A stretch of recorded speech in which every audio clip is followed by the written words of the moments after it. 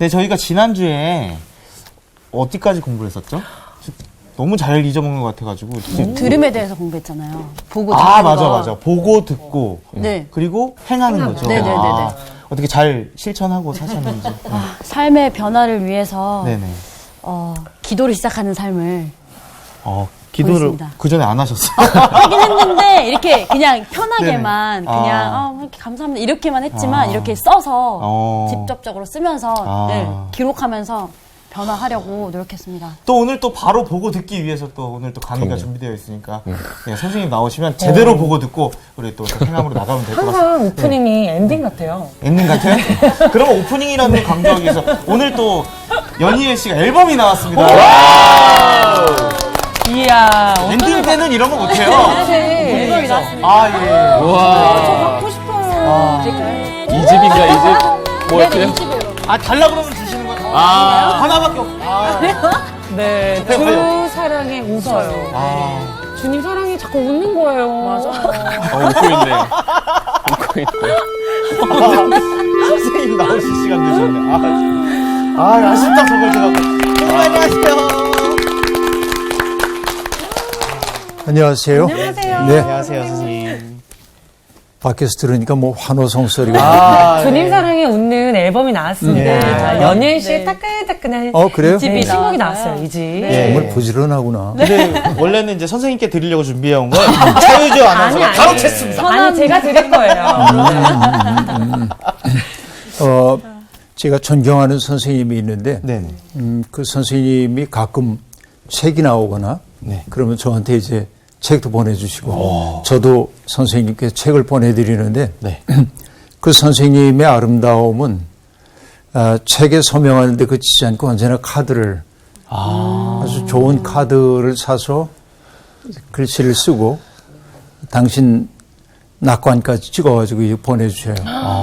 근데 그 선생님이 내게 보내주신 카드들을 내가 다 소중하게 간직하고 있지만은 하나 그 내 서가에 이렇게 펼쳐놓은 게 있는데 거기에 그 제가 보내드린 책에 대한 감사의 인사를 적으면서 이런 표현을 쓰셨어요. 하나님의 꿀벌처럼 부지런히 일하시는 목사님 참 고맙다고. 나는 그런 자격이 안 되지만 이렇게 살라고 하는 말씀이신가 보다 하는 생각을 품고 그걸 이렇게 펼쳐놓고 오가면서 늘 생각하고 있는데 연희애 씨가 정말 하나님의 꿀벌 같아요. 그죠? 하나님을 찬양하는 것을 인생의 목적으로 삼은 사람이고 이번 타이틀곡 이름이 뭐예요? 주 사랑에 웃어요. 와. 주 사랑에 웃어요? 네네. 조금 들어볼 수 있어요? 궁금하다. 그러면 조금만. 조금 좀 들려주세요. 내 것인 줄 알았죠. 주가 주신 하루가 내 맘대로 안 되면 그댈 원망했어요. 이런 나를 어떻게 사랑해 주셨나요? 그 사랑에 울어요. 나 이제서야 주 사랑에 웃어요. 우와! 너무 좋아. 너무 좋아. 우리 모두 웃고 살 것 같아요. 울고 웃게 되네요. 맞아요. 근데 이게 반주도 없이 라이브로 그러니까요. 이렇게 하는 게 보통 일이 저 아닌데 라디오에서 나온 줄 알고. CD 틀었나? 실력이 있구나. 몰랐네. 결국 이제 음악을 만든다는 거, 부른다는 거 이런 것들도 어쨌든 감정이 그 속에 깊이 들어가지 않으면은 할 수 없는 것처럼 공감한다고 하는 것은 누군가 속에 들어가서 그의 느낌을 내가 느끼는 것이죠. 지난주에 공부했던 것 가운데 라이너 마리엘 윌케가 로댕에게 배웠던 것 가운데 하나가 보는 법이었는데 네. 그 보는 법이 독일 말로 아인센. 그 뭐예요? 안에서 보기. 안에 들어가서 보는 것인데 우리가 성경을 읽는다는 것도 그렇죠. 결국은 성경을 읽음으로 하나님의 마음 안에 들어가서 하나님을 느껴보는, 그리스도를 느껴보는, 그래야 우리의 삶이 달라지니까 오늘 우리 성경 공부가 그런 안에서 바라보는 멋진 여성이 되길 바랍니다. 오늘 수업 요한복음 18강 예수에 대한 증언. 요한복음 5장 30절부터 47절까지의 말씀입니다. 네. 원구시부터. 네. 내가 아무것도 스스로 할 수 없노라. 듣는 대로 심판하노니 나는 나의 뜻대로 하려 하지 않고 나를 보내신 이의 뜻대로 하려 함으로 내 심판은 의로우니라. 내가 만일 나를 위하여 증언하면 내 증언은 참되지 아니하되 나를 위하여 증언하시는 이가 따로 있으니 나를 위하여 증언하시는 그 증언이 참인 줄 아노라. 너희가 요한에게 사람을 보내매 요한이 진리에 대하여 증언하였느니라. 그러나 나는 사람에게서 증언을 취하지 아니하노라. 다만 이 말을 하는 것은 너희로 구원을 받게 하려 함이니라. 요한은 켜서 비추이는 등불이라. 너희가 한때 그 빛에 즐거이 있기를 원하였거니와 내게는 요한의 증거보다 더 큰 증거가 있으니 아버지께서 내게 주사 이루게 하시는 역사 곧 내가 하는 그 역사가 아버지께서 나를 보내신 것을 나를 위하여 증언하는 것이요 또한 나를 보내신 아버지께서 친히 나를 위하여 증언하셨으니라. 너희는 아무 때에도 그 음성을 듣지 못하였고 그 형상을 보지 못하였으며 그 말씀이 너희 속에 거하지 아니하니 이는 그가 보내신 이를 믿지 아니함이라. 너희가 성경에서 영생을 얻는 줄 생각하고 성경을 연구하거니와 이 성경이 곧 내게 대하여 증언하는 것이니라. 그러나 너희가 영생을 얻기 위하여 내게 오기를 원하지 아니하는도다. 나는 사람에게서 영광을 취하지 아니하노라. 다만 하나님을 사랑하는 것이 너희 속에 없음을 알았노라. 나는 내 아버지의 이름으로 왔음에 너희가 영접하지 아니하나 만일 다른 사람이 자기 이름으로 오면 영접하리라. 너희가 서로 영광을 취하고 유일하신 하나님께로부터 오는 영광은 구하지 아니하니 어찌 나를 믿을 수 있느냐. 내가 너희를 아버지께 고발할까 생각하지 말라. 너희를 고발하는 이가 있으니 곧 너희가 바라는 자 모세니라. 모세를 믿었더라면 또 나를 믿었으리니 이는 그가 내게 대하여 기록하였음이라. 그러나 그의 글도 믿지 아니하거든 어찌 내 말을 믿겠느냐 하시니라.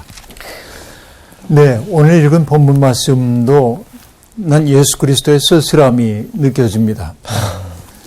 존재 그 자체로 주님이 누구인지를 드러내고 있는데 사람들이 좀처럼 믿으려고 하지 않아요. 약간 답답하신 것 같아요. 답답하죠, 굉장히. 그러니까 내가 누구인지에 대해 사람들에게 입증해야 한다는 것처럼 피곤한 일이 어디에 있겠어요? 그러니까 어머니한테 가가지고 어머니 저예요. 그랬더니 네가 누군데? 어? 네가 내 아들인 거 증명해봐. 이러면 답답하잖아요. 그렇죠. 어떻게 입증을 해야 하는 거예요?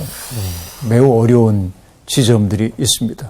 마치 호메로스의 오디세이아라고 하는 책에서 트로이 전쟁에 나갔다가 전쟁 끝나고 돌아오는 그 모험을 그린 책이 오디세이아인데 거기에 오디세우스라고 하는 이타카의 왕이 돌아와요. 그래서 자기를 이제 입증하기 위해 애를 쓰는 장면들이 등장하는데 그렇죠?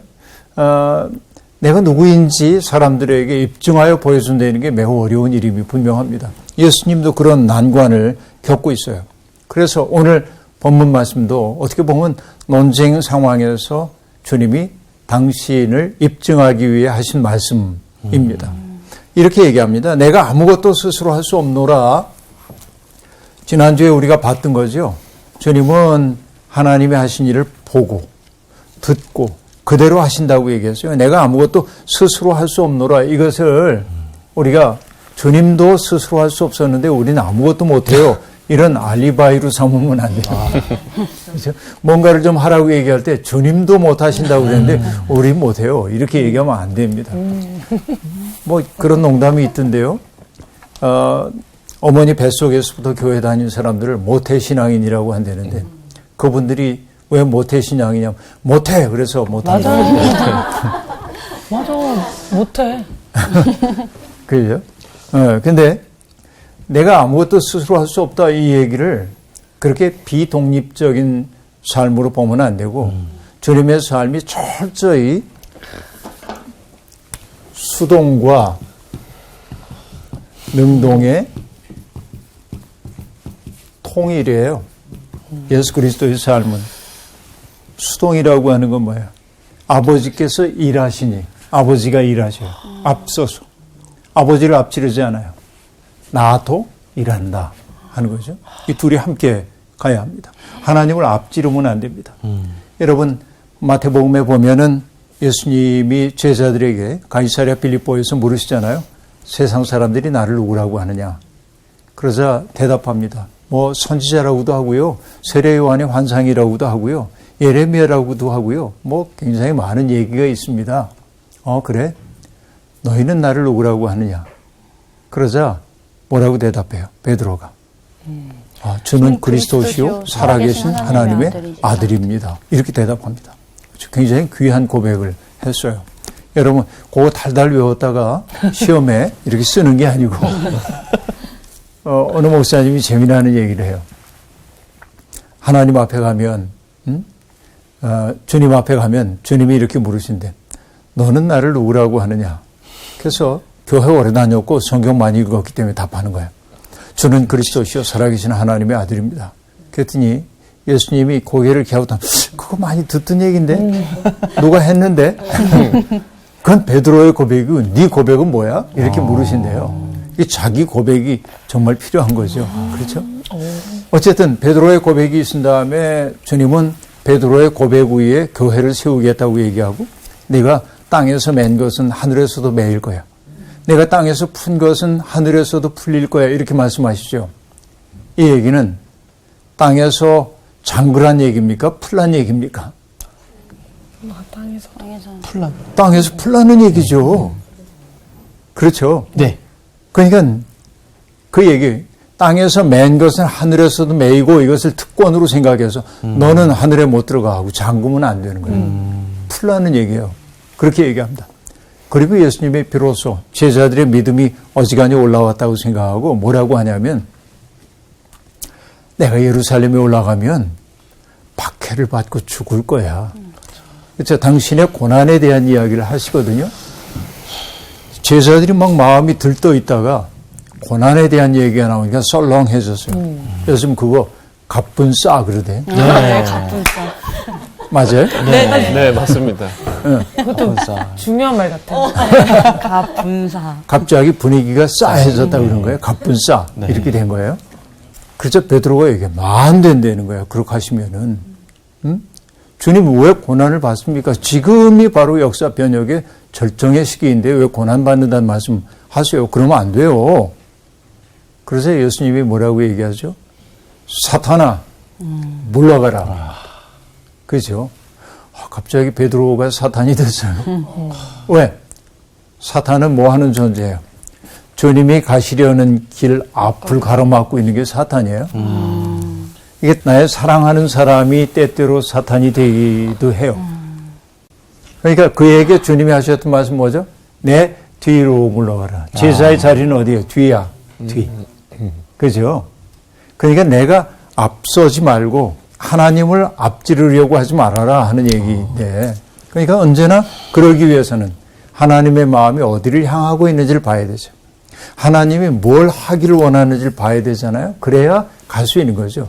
이건 그런 겸허함에서 나온 것이지 자기의 게으름을 합리화하기 위해서 하는 말이 아니다. 그 얘기예요. 내가 아무것도 스스로 할 수 없다라고 하는 말은 그런 의미입니다.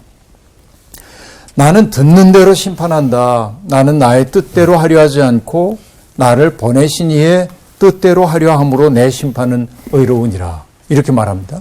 그러니까 여러분 인간은 누구나 다 자기 욕망을 가지고 있는 존재입니다. 그리고 지난 시간에도 얘기했지만 인간의 지각이라고 하는 것도 선택적 지각이에요. 듣고 싶은 것만 들어요. 보고 싶은 것만 봐요.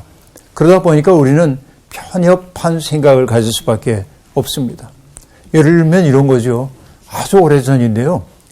남산인가 어딘가 어디에서 정확히 기억 안 나는데 멀리 이렇게 바라보니까 아파트가 보이는데 그 아파트가 뭐냐면 왕목 아파트 그런 것 같아.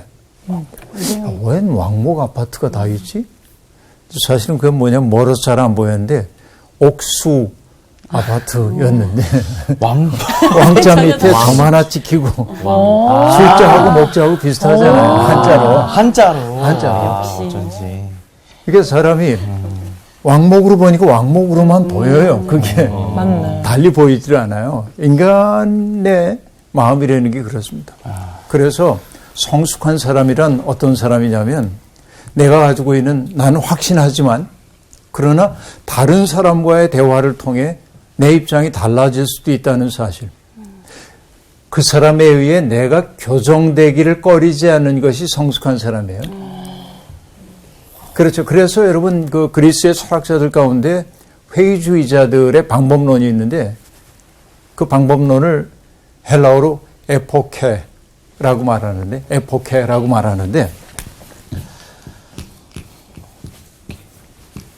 번역하자면 판단 중지. 우린 너무 자주 판단해요. 뭔가에 대해서 판단을 합니다. 나의 옳음. 그러니까 내가 기준이 돼가지고 사람들을 평가하기 시작하면요. 뭐 김원근은 어떻고 연희엘은 어떻고 이동준은 어떻고 뭐 자유준은 어떻고 다 자기 기준으로 판단해요. 이게 인간의 병입니다. 그래서 아까도 얘기한 대로 바깥에서 그 사람을 판단하지 말고 그 사람 속에 들어가서 느껴보라고 얘기하는 건데 그렇죠? 주님이 하신 말씀 그런 거예요. 그러니까 나는 내 뜻대로 하려고 하지 않는다. 나를 보내신 분의 뜻. 그게 뭔지를 나는 항상 여쭙고 그러기 위해서 뭐해요? 엎드려 기도하시잖아요. 한적한 곳 찾아가시잖아요. 그렇게 한다는 거예요. 그 때문에 내 심판은 의롭다라고 얘기하고 있습니다. 내 판단, 나의 감정 이거 가지고 사람들을 대하기 시작하면 그릇될 수도 있어요. 그러나 주님은 그렇지 않다고 얘기하고 있습니다. 자, 내가 만일 나를 위하여 증언하면 내 증언은 참되지 아니하되 나를 위하여 증언하시는 이가 따로 있으니 나를 위하여 증언하시는 그 증언이 참인 줄 아노라. 자, 내가 나에 대해서 아무리 얘기해도 사람들이 참으로 인식하지 않는데 나를 위하여 증언하시는 분이 계시다. 그분은 누구예요? 하나님이시죠. 물론 우리가 이제 그렇게 알 수 있습니다. 사람들의 자기 증언은 언제나 신뢰받기 어렵습니다. 예를 들어서 내가 사람들 앞에 여러분 어떻게 보실는지 몰라도 제가 참 착한 사람이거든요. 이렇게 내가 굉장히 똑똑해요. 이렇게 얘기하면 여러분 저 사람 참 착하구나. 저 사람 참 똑똑하네. 이렇게 안 보잖아요. 그렇죠? 네. 자기 증언은 참됨이 없어요. 그건 언제나. 언제나 다른 사람의 눈으로 날 보는 일이 필요한데 이제 여러분 사람의 마음은 자기조차 속여요. 그래서 제가 좋아하는 말씀 가운데 하나가 예레미야 17장에 나오는 말씀인데 만물보다 거짓되고 심히 부패한 것은 마음이라. 세상에 어떤 것보다 부패한 게 우리 마음이래요. 그래서 이렇게 얘기합니다. 누가 능히 이를 알리오마는 나 여호와는 심장을 살피며 폐부를 시험하고 각각 그의 행위와 그의 행실대로 보응하나니 라는 말이 나옵니다. 여기 심장이라고 하는 말이 히브리어로 레브라고 하는 말인데 이 심장. 그야말로 심장이에요. 심장. 양심이 머무는 자리에 내 마음이 머무는 자리에요. 하나님은 우리의 마음을 꿰뚫어 보신다. 우리의 심장을 살피신다. 나의 주장이 아니라 내가 사람들에게 치장하여 보여주고 싶은 나의 외모가 아니라 하나님은 내 마음속 가장 깊은 곳에 있는 내적 동기를 보신다. 그 다음에 뭐라고 얘기했냐면 내 폐부를 보신다라고 얘기했는데 이게 뭐냐면 폐를 얘기하는 게 아니고 콩팥입니다. 콩팥. 이렇게 킬리아라고 하는데요. 킬리아, 콩팥인데 옛날 사람들은 이 콩팥에 뭐가 머문다고 생각했냐면 인간의 감정, 기질, 성향 이런 것들이 머문다고 해서 그러니까 하나님은 우리의 양심을 보시고 우리의 기질과 성향을 꿰뚫어 보시는 분이에요. 그러니까 여러분 하나님 속일 생각하지 마세요. 내가 무슨 주장을 하더라도 하나님은 우리의 속을 탁 보고 계시단 말이지. 그러니까 내 속을 그분 앞에 드러낼 수밖에 없는 것입니다. 그런데 예수님이 지금 말씀하고 있는 거죠. 내가 나를 위해 증언하는 게 아니라 나를 위해 증언하는 분 계시고 그분이 바로 하나님이다라고 하는 이야기입니다. 아버지와 아들 사이에 틈없는 일치를 얘기합니다. 여전히 이 얘기를 유다인들은 받아들일 수가 없습니다. 하나님이 당신을 위해 증언한다고요? 글쎄 언제요? 이런 태도예요. 다음 말씀 보시죠. 너희가 요한에게 사람을 보내매 요한이 진리에 대하여 증언하였느니라 라고 말합니다. 여러분, 예루살렘에서 파견된 사람들에게 나는 메시아가 아니다. 그렇게 얘기했죠. 내 뒤에 오시는 분, 그분의 신들매를 난 풀기도 감당할 수가 없다. 그리고 예수님을 보고 뭐라고 얘기합니까? 보라, 세상 죄를 지고 가는 하나님의 어린 양이로다 라고 말합니다. 진리란 뭡니까? 예수를 통해 드러나는 하나님의 종말론적 계시인 것이지요. 요한은 바로 그 진리를 증언했다. 진리는 여러분, 뭐 여기 얘기하는 어떤 이치, 참된 이치가 아니고 요한복음에서 진리는 누구냐면 예수 그리스도이십니다. 그렇죠. 예수님을 보고 얘기했잖아요. 네. 세상 죄를 지고 가는 하나님의 어린 양. 그렇게 증언을 했어요. 그러니까 예수의 존재 자체가 진리의 체현이라고 얘기합니다. 그래서 34절이 얘기합니다. 그러나 나는 사람에게서 증언을 취하지 아니하노라.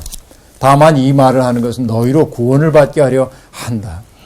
예수님은 세상 사람들에게 뭐 신분 보장을 받아야 할 이유가 없어요. 하나님의 마음과 깊이 일치되어 있는 그 자체로 그의 존재 그 자체가 증언이기 때문에 그렇습니다. 그 증언 앞에서 사람들이 할 수 있는 건 뭐죠? 믿음으로 그 진리를 받아들이든지 거부하든지 둘 중에 하나일 겁니다. 그러니까 예수 그리스도는 다른 사람들의 증언을 통하여 굳이 자기의 알리바이를 확보하지 않아도 괜찮은 분입니다. 그럼에도 불구하고 자꾸 증언 얘기를 한 까닭은 귀가 어두운 사람들을 조금이라도 진리의 방향으로 인도하시려는 예수 그리스도의 배려라고 보아야 할 것입니다. 35절에 보면 흥미로운 대목이 나옵니다. 요한은 켜서 비추이는 등불이라 하고 말합니다. 자, 예수님은 빛 자체이십니다. 요한은 켜서 비추는 등불입니다. 다시 말하면 빛을 받아 반사해 사람들에게 보여주는 존재입니다. 바로 이것이 증인인 것이지요. 주님이 말합니다. 너희가 한때 그 빛에 즐거이 있기를 원하였거니와 내게는 요한의 증거보다 더 큰 증거가 있으니 아버지께서 내게 주사 이루게 하시는 역사, 곧 내가 하는 그 역사가 아버지께서 나를 보내신 것을 나를 위하여 증언하는 것이요. 자, 예수님이 계속 진리에 대한 얘기를 해도 사람들이 받아들이지 못해요. 그렇죠? 그래서 주님은 난 다른 증언 필요한 건 아니야. 하나님, 나를 보내신 하나님, 그분이 나의 증언이야. 그리고 그래도 정 알아들을 수 없다고 한다면 너희가 빛으로 여겼던 요한이 나에 대해 증언하지 않았어? 여기까지 오케이? 그렇죠. 그렇게 받아들였어요. 네. 그런데 내가 누구인지를 보여주는 또 다른 증언이 있는데 그건 뭐냐? 내가 하는 일, 나를 통해 나타나고 있는 그 일이 내가 누구인지를 보여주고 있다 하는 얘기입니다. 내가 나를 통해 나타나고 있는 그 일이 내가 하나님께로부터 보냄을 받았다는 사실을 입증한다라고 말합니다. 다시 얘기하면 나의 말의 진실됨은 삶으로만 입증될 수가 있다 하는 말입니다. 말씀 원이죠? 이루어졌어요?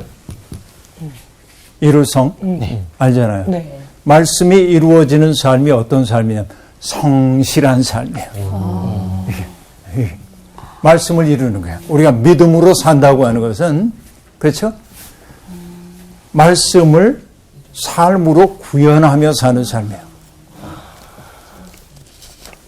그러니까 오늘의 기독교인들이 지금 해야 하는 일이 뭐냐면 우리가 믿는 말씀이신 예수 그리스도가 아름답다고 말만 할 것이 아니라 그 아름다우신 그분을 나의 삶으로 꽃 피워야 돼. 그 꽃 피운 열매가 뭐냐면 성의 실 열매야. 성의 열매, 하나님의 말씀을 이루어낸 열매가 성실한 삶이어야 돼요.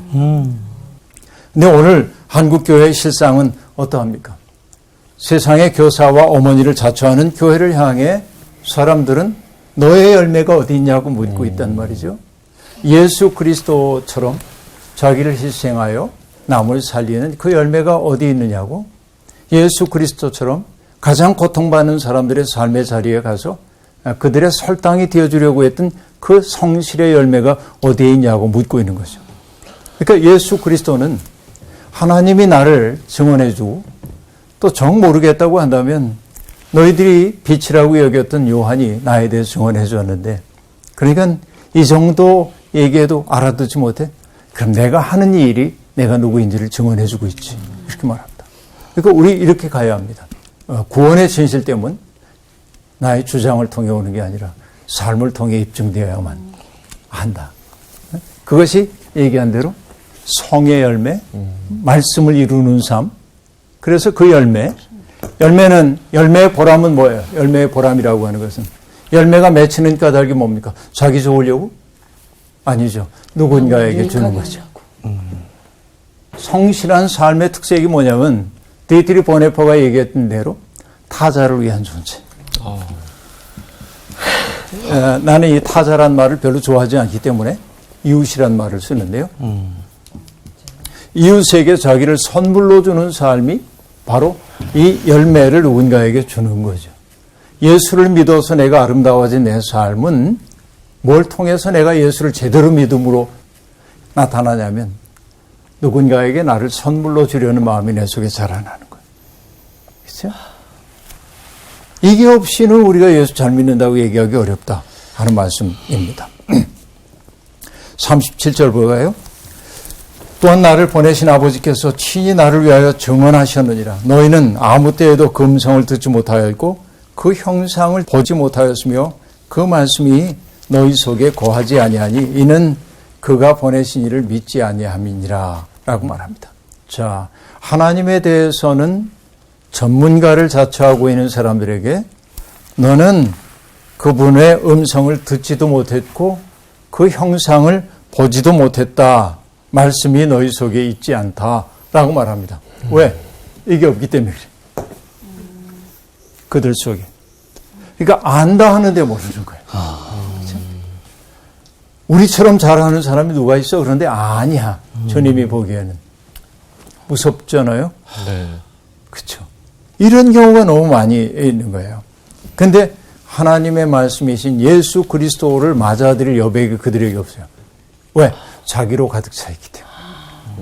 자기가 비워지지 않으면 누군가를 받아들일 수가 없거든요. 그래서 여러분, 어떤 사람을 만나면은 굉장히 내 마음이 치유가 되고 위로함을 받을 땐 뭐냐면 어떤 물음을 던지든지 답을 탁탁 주는 사람이 아니라 그냥 그분 만나고 하더니 마음이 평안해졌어. 그건 뭐예요? 그냥 품이 넓은 사람이에요. 여러분, 제가 신학교 1학년 때인데 친구들과의 논쟁을 하다가 날카로운 논쟁을 하다가 약간 흥분해가지고 집으로 들어갔는데 이게 흥분이 주체가 잘 안 돼요. 근데 어머니가 이렇게 늘 앉으시는 안전뱅이 책상이 있는데 그 앞에 앉으셔서 성경을 읽으시고 언제나 이 빨간색 볼펜을 들고 이 돋보기 너머로 성경을 이렇게 이제 보시는데 다녀왔습니다. 그러니까 표정이 안 좋다. 무슨 일이 있니? 그래서 학교에서요 뭐 이랬어요. 그러니까 어머니가 그래서 그러고 받아주기를 소망했는데 그냥 씩 웃고 아무 논리가 없어요. 아무 판단도 없어요. 근데 그게 뭐냐면 그냥 어머니 품에 내가 푹 안긴 것 같아 느낌이. 내 영혼이 어머니에게 그냥 받아들여졌어요. 그러자 뭐냐면 내 속에 있었던 가시 같은 마음들이 다 누거지고 평안해지는 걸 느꼈어요. 그러니까 지금 필요한 건 똑똑한 사람이 아니라 누군가가 잠시 와서 머물다 갈 수 있는 품 되어주는 사람인데 바로 예수 그리스도가 그런 분이었단 말이죠. 자, 너희가 성경에서 영생을 얻는 줄 생각하고 성경을 연구하거니와 이 성경이 곧 내게 대하여 증언하는 것이다. 자, 하나님에 대한 전문가를 너희들이 자부했지? 주님이 하신 말씀이에요. 네. 성경 잘 안다고 얘기했잖아. 근데 그 성경이 가르쳐 보이는 존재가 누구냐? 바로 난데. 그렇죠? 너희가 영생을 얻기 위해 내게 오기를 원하지 않는도다라고 말합니다. 자, 여러분, 성경을 보면서도 깨닫지 못하는 것이 주님은 안타까운 거예요. 성경의 문자는 잘 알아요. 근데 성경 속에는 그 마음은 읽지 못하는 것입니다. 이게 문제입니다. 그래서 여러분, 이 어거스틴이라고 하는 교부가 했던 고백록 속에서 했던 유명한 이야기가 있는데, 자기가 진리를 추구하느라고 맹렬하게 노력을 했는데 진리이신 주님은 정작 찾지 않은 거예요. 그걸 나중에 뭐라고 말하면, 나는 진리를 피하면서 찾고 있었습니다. 그냥 주님의 마음 속으로 가면 되는데 그 마음 속으로는 가지 않고 엉뚱한 데서 진리가 있나 찾았다, 그 얘기예요 지금. 그런데 여기 유대인들이 지금 뭐예요? 성경 연구해요. 성경 말씀 날마다 숙고하고 그리고 전문가처럼 얘기를 해요. 근데 성경 속에 있는 핵심이 바로 예수 그리스도의 마음 하나 얻자고 하는 건데 그 마음은 지금 외면하고 있는 거예요. 이게 예수님이 바라볼 때 안타까운 거죠. 그렇잖아요. 성경을 진지하게 읽는다고 하는 것은 여러분 어떤 것일까요? 성경의 추상적인 서술에 정신적으로 내가 동의한다, 그런 뜻 아닙니다. 성경을 읽는다고 하는 것은 그 속에 인격적으로 빠져들어감이에요. 내가 그 속에 푹 빠져들어가는 거예요. 너무나 많은 사람들이 성경에 등장하는 달콤한 말에 밑줄을 그어요. 불편한 말은 건너뛰어요. 이게 그릇된 성경 읽기입니다. 성경을 읽는 것이 그렇기 때문에 위험하지 않아요. 성경을 읽는 것이 우리의 삶을 위협하지 않아요. 그런데 성경이 경전인 까닭이 뭡니까? 이 말씀이 우리의 삶을 위협해요.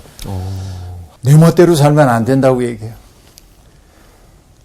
그러니까 성경 속에는 핵심을 우리가 봐야 우리의 삶이 변화되는데 내 마음에 맞는 것만 보면 안 된다, 그 얘기죠. 여러분, 젊은 날에 세상을 떠났던 시인 가운데 기형도라고 하는 시인이 있습니다. 그 기형도라고 하는 시인이 썼던 시 가운데 우리 동네 목사님이라는 시가 있는데 그분은 이제 기독교인으로 얘기할 수는 없지만 우리 동네 목사님. 근데 그가 생각하는, 시인이 생각하는 목사님의 모습, 아마 어떤 그런 분이 있었을 것 같아요.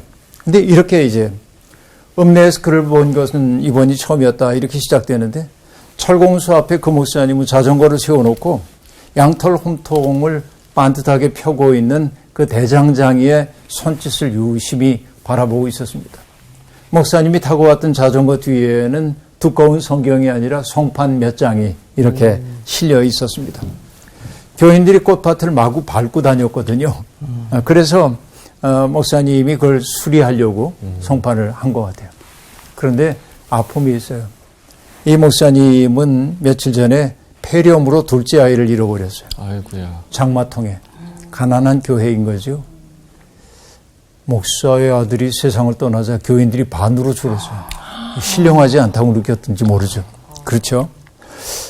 그리고 그 목사님은 조금 달라요. 큰 소리로 기도하거나 손뼉 치면서 찬송 부르질 않아. 그러니까 교인들이 수군거립니다. 이분 믿음이 있는 거예요? 없는 거예요? 이렇게 수군거립니다. 학생의 소년들과 목사관 뒤에 푸성기를 심다가 그만 저녁 예배에 늦은 적도 있어요, 목사님. 푸성기 갖고 다가. 그러니까 신령하지 않다고 얘기를 하는 거예요.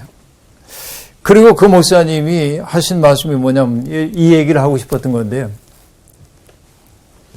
성경이 아니라 생활의 밑줄을 그어야 한다고 말씀하신 거예요. 우리가 성경에다 밑줄 그으면 성경 뭐 1독, 2독, 10독, 100독 이렇게 자랑하는데 성경의 밑줄을 그을 게 아니라 우리 생활의 밑줄을 그은다고 얘기하니까 사람들이 불편해.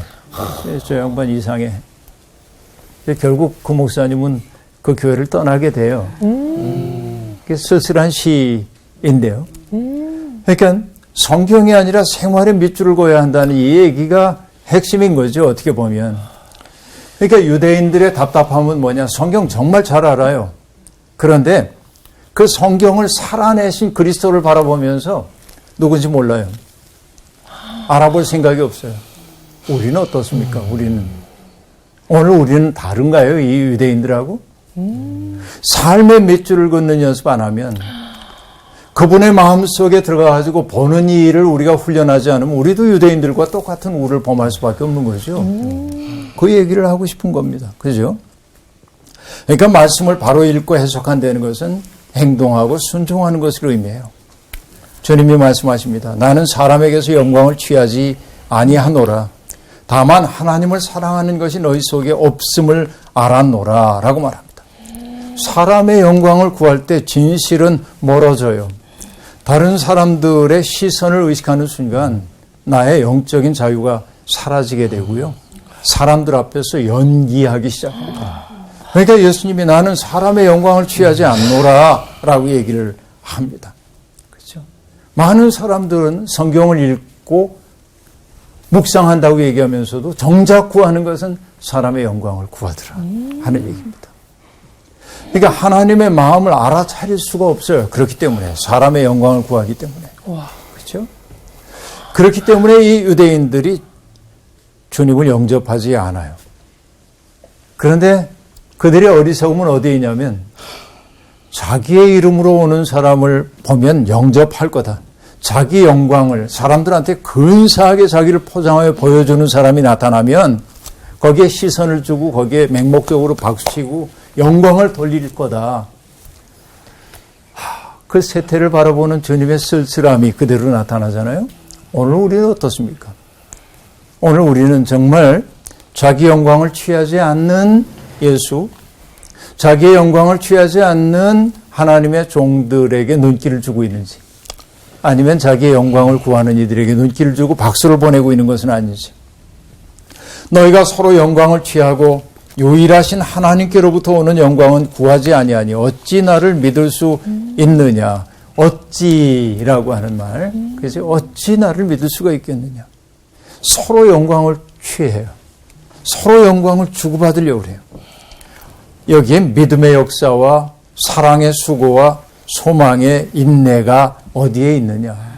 그러니 어찌 나를 믿을 수가 있느냐. 믿을 마음이 없는 사람은 믿을 수 없는 것 아니냐. 주님이 이렇게 말씀하십니다. 내가 너희를 아버지께 고발할까 생각하지 말아라. 너희를 고발하는 이가 있으니 곧 너희가 바라는 자 모세니라. 모세를 믿었더라면 또 나를 믿었으리니 이는 그가 내게 대하여 기록하였음이라. 그러나 그의 글도 믿지 아니하거든 어찌 내 말을 믿겠네. 어찌라는 말이 다시 한번 등장합니다. 그들이 금과 옥조로 여기고 있는 모세가 너희를 고발할 거다. 왜? 모세가 전해준 그 내용이 바로 핵심이 내가 구현하고 있는데 그것을 본론이 너희에게 없으니 모세가 너희의 심판자가 되지 않겠느냐라는 이야기입니다. 그렇죠? 토라가 가리키고 있는 분이 바로 예수 그리스도라는 얘기죠. 여러분, 우리에게 본론이 열려야 합니다. 본론이 열려야 하고 정말 그리스도의 마음으로 세상을 바라볼 수 있어야 하고 얘기한 대로 하나님의 말씀을 삶으로 번역하는 것이 성이고 그렇게 살아갈 때 드러나는 게 실열매이고 열매의 존재의 이유는 스스로 영화롭게 되기 위한 게 아니라 누군가에게 주기 위한 것. 우리를 선물로 주는 삶이 믿음의 삶인 것. 오늘 우리 배웠습니다. 오늘 수업 여기서 마칠게요. 고맙습니다. 네. 감사합니다. 감사합니다, 선생님. 오늘도 유난히 빨리 끝난 것 같은데. 너무 그러니까 끝난다. 5분 끝난 것 같아요. 5분. 오늘 이동준 아나운서였어요. 그러니까 이게 오늘 보니까 유대인들에게 하시는 말씀이 진짜 무섭잖아요, 사실. 너무 무서운데 아까 말씀하신 삶으로 그 번역하는 거. 아, 그게 정말 중요하구나. 삶으로 번역하는 그런 삶을 살기 위해서 난 어떻게 해야 되나. 하나님을 닮아가는 하나님의 마음속에 진짜 제 마음이 들어가야겠다. 와, 성경의 밑줄만 치는 것이 아니라 그러니까요. 삶의 밑줄을 치라. 나 정말 그러면 오늘은 삶의 밑줄을 칩시다. 읽으면서 너무 감동이네. 개그 욕심이 많으세요. 죄송해요. 본분을 지켜야죠. 얼굴에 빨간 펜. 자, 그러면 오늘은 여러분의 삶에 밑줄을 그읍시다. 이렇게 좋습니다. 끝내보도록 하겠습니다. 좋아요. 네. 자, 여러분의 삶에 밑줄을 그읍시다.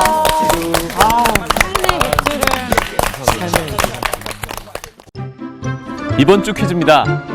예루살렘 양문 곁에 있는 못으로 많은 병자들이 못에 들어가 병을 낫고자 했고 예수님께서 38해 된 병자를 고치신 장소의 이름은 무엇일까요? 1번 에베네셀, 2번 골고다, 3번 베데스다. 정답을 아시는 분은 CBS 성서학당 홈페이지에 정답을 올려주시거나 우편으로 보내주시면 됩니다. 선정되신 분들에게는 대한성서공회에서 발간한 성경 통독을 위한 최고의 자습서 성경 2.0, 세상을 바꾸는 복음 매거진 크리스채너티 투데이 1년 정기 구독권, 성서학당 선생님들의 저서 중 하나를 드립니다.